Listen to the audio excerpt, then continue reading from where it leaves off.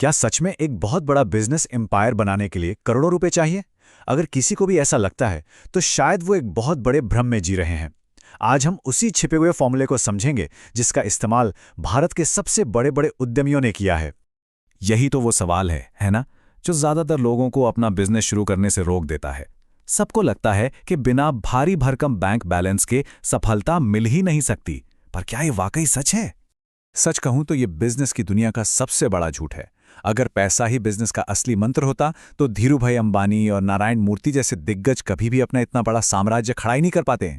तो फिर असली रहस्य है क्या? पैसा नहीं, बल्कि एक शक्तिशाली सोच, एक माइंडसेट। ये माइंडसेट है अपने आसपास मौजूद संसाधनों का सही इस्तेमाल करने का, जिसे हम कहते हैं रिसोर्सफुलनेस या फिर लिवरेज। चलिए इस लेवरेज को थोड़ा और आसानी से समझते हैं। इसका सीधा सा मतलब है अपना पैसा लगाए बिना दूसरों के रिसोर्सेज, उनके सिस्टम्स और यहां तक कि उनके पैसों का इस्तेमाल करके अपना बिजनेस खड़ा करना। ये एक सीक्रेट फॉर्मूला है जिसे हर कामयाब उद्यमी ने अपनाया है।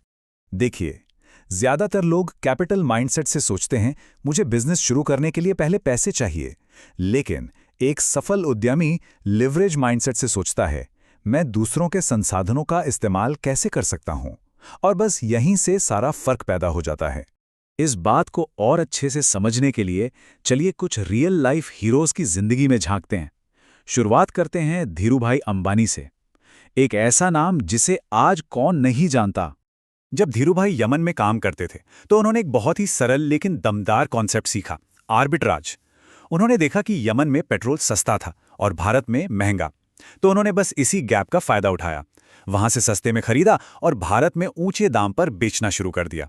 और मजे की बात यह है कि उन्होंने इसी लेवरेज की सोच को कपड़े के बिजनेस में भी लगा दिया। उन्होंने कोई अपनी फैक्ट्री नहीं लगाई, ना ही अपने पैसे से कपड़ा खरीदा। नहीं, उन्होंने पहले ग्राहक से ऑर्डर लिया, उसी के एडवांस पैसे से माल खरीदा और फिर डिलीवर कर दिया। मतलब पैसा ग्राहक का, मुनाफा अपना। और इस सोच का नतीजा क्या हुआ?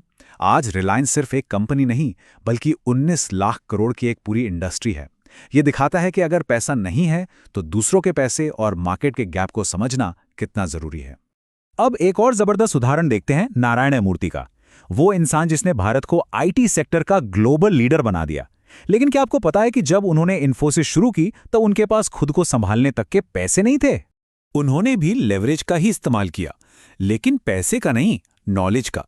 उन्होंने देखा कि अमेरिकी कंपनियों को टैलेंटेड सॉफ्टवेयर इंजीनियर्स चाहिए, वो भी कम नाम पर।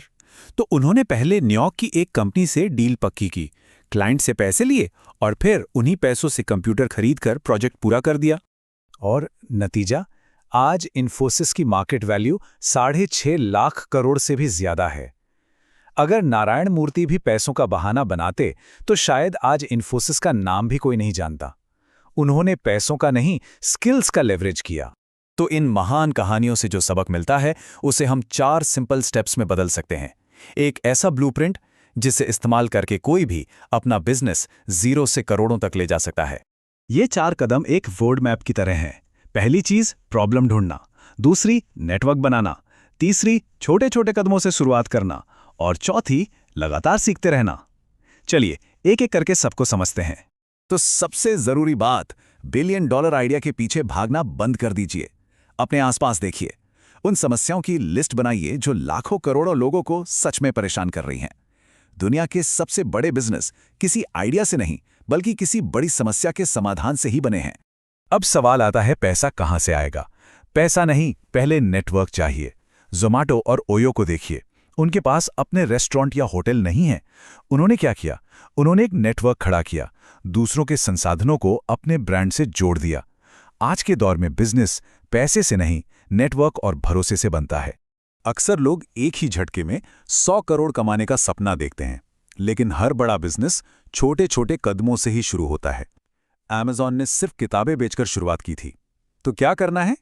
पहले एक क्लाइंट पकड़िए, उससे 10,000 कमाइए, फिर 5 क्लाइंट पकड़िए और 1 लाख का बिजनेस बनाइए। छोटे से शुरू करने का फायदा यह है कि रिस्क लगभग 0 होता है। और आखिरी और सबसे जरूरी कदम, ज्ञान के भूखे बनिए।